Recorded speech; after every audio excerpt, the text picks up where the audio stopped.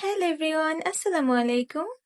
আমার অনেকদিন ধরে রসগোল্লা খেতে ইচ্ছে করছিল। মাত্র 1 কেজি দুধ দিয়ে আমি এখানে প্রায় 16 পিস রসগোল্লা কিভাবে বানিয়েছি সেটাই আজকে আপনাদের সাথে শেয়ার করব।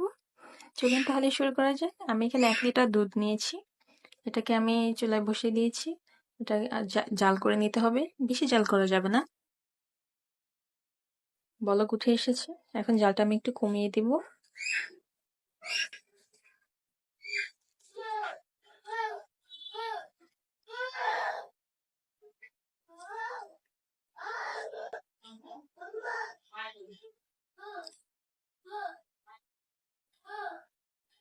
এখন আমি এর মধ্যে দিয়ে দেব 2 টেবিল চামচ ভিনেগার। ভিনেগারের সাথে আমি 2 টেবিল চামচ পানি মিশিয়ে নিয়েছি। মিশিয়ে নিয়ে এই মিশ্রণটা আমি এখন এর মধ্যে দিয়ে দিব।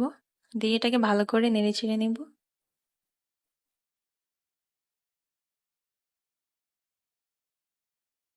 চুলার আঁচটা কিন্তু আমি লো হিটে রেখেছি। এই যে দেখেন কি সুন্দর ছানা কাটা হয়ে গিয়েছে। এত অল্প খরচে বাসায় যে এত সুন্দর পারফেক্ট ভাবে স্পঞ্জ রসগোল্লা বানানো যায়, এটা আমি আগে বুঝতেই পারিনি। তো যাই হোক, আমার অনেকদিন ধরে খেতে ইচ্ছে করছিল, তাই ভাবলাম আজকে বানিয়ে নিই আর ভিডিওটা আপনাদের সাথে শেয়ার করি। আপনারাও চাইলে বাসায় ট্রাই করে দেখতে পারেন। আমার ছানা কাটা হয়ে গিয়েছে, এখন আমি এটাকে তুলে নিব।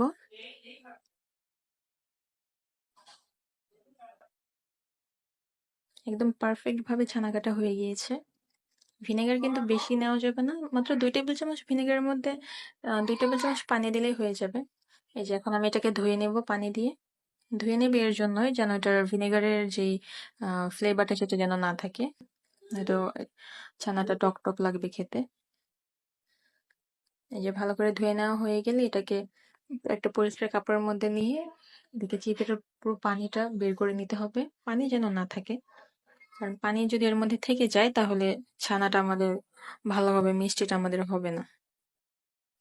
আর পারফেক্ট ভাবে মিষ্টি তৈরি করতে চাইলে অবশ্যই এটাকে ভালো করে মথে নিতে হবে।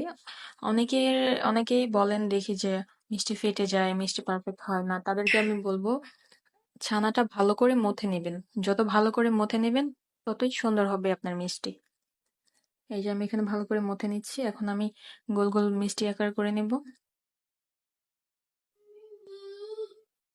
আমার ছানাটা কিন্তু একেবারে পারফেক্ট হয়েছে, দেখেই বোঝা যাচ্ছে।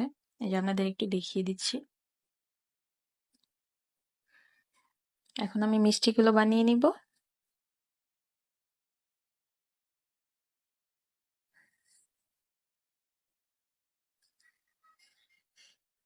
আমার এখানে প্রায় 16 পিসের মতো মিষ্টি হয়েছিল। আমি বেশি বড় আকারের মিষ্টি করিনি, আবার একেবারে ছোটও করিনি, মাঝারি সাইজে রেখেছি।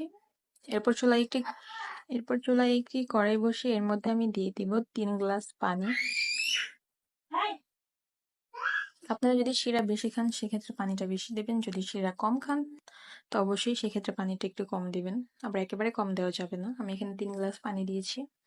এর মধ্যে আমি দিয়ে দিব হচ্ছে 1.5 কাপ চিনি। আমার ঘরে যে চায়ের কাপটা ছিল আমি ওই কাপ দিয়ে 1.5 কাপ চিনি দিয়েছি।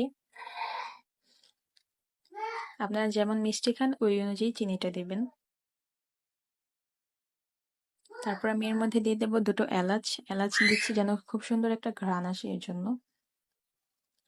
এলাচ দিয়ে আমি এটাকে জাল করে নেব প্রায় 3 মিনিটের মতো। 3 মিনিট জাল করা হয়ে গিয়েছে, এখন আমি এর মধ্যে আমার মিষ্টিগুলো ছেড়ে দিব। এক এক করে আমি আমার সব মিষ্টিগুলো দিয়ে দিচ্ছি।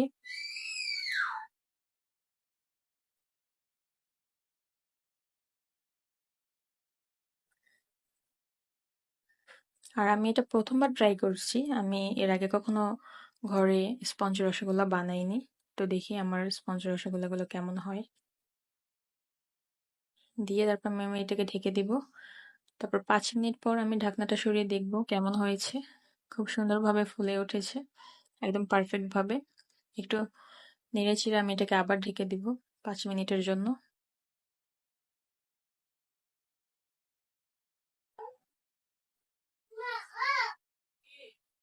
5 মিনিট পর আমি দেখবো আমার মিষ্টিগুলো কেমন হয়েছে।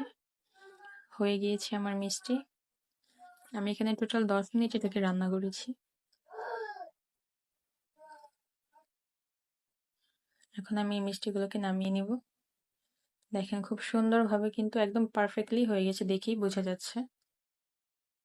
এই যে দেখেন নামিয়ে নিয়েছি। এত সহজ ভাবে, এত সহজ উপকরণগুলো দিয়ে, আমাদের ঘরোয়া উপকরণ দিয়ে যে